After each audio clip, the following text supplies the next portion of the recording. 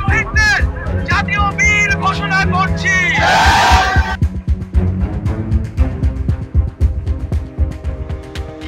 আজ আমরা আলোচনা করছি অন্তর্বর্তী সরকারের সাবেক উপদেষ্টা নাহিদ ইসলামের এক গুরুত্বপূর্ণ অভিযোগের কথা।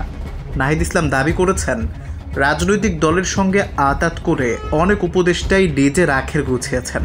তাদের মধ্যে অনেকে এমন পরিকল্পনা করেছেন যা তিনি সেফ এক্সিট বা নিরাপদ প্রস্থানের উদ্যোগ হিসেবে উল্লেখ করেছেন।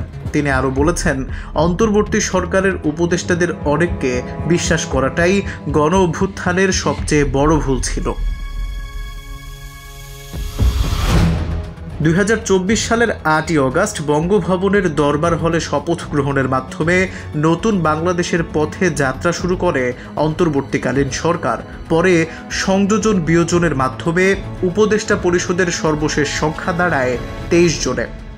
নাহিদ ইসলাম বলেন, অনেকেই বিভিন্ন রাজনৈতিক দলের সঙ্গে লিয়াজও করে ফেলেছে।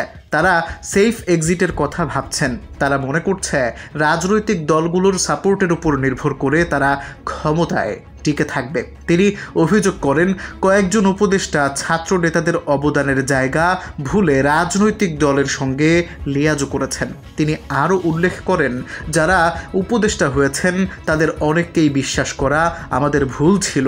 নাগরিক সমাজ বা রাজনৈতিক দলগুলোর ওপর আস্থা রাখার পরিবর্তে তারা প্রতারিত হয়েছেন। অনেক উপদেষ্টা নিজেদের স্বার্থ সুরক্ষায় গণ অভ্যুত্থানের সঙ্গে বিশ্বাসঘাতকতা করেছেন। নাহিদ ইসলাম বলেন, সরকারের ছাত্রদের উপস্থিতি না থাকলে এ সরকার 3 মাসও টিকতে পারত না।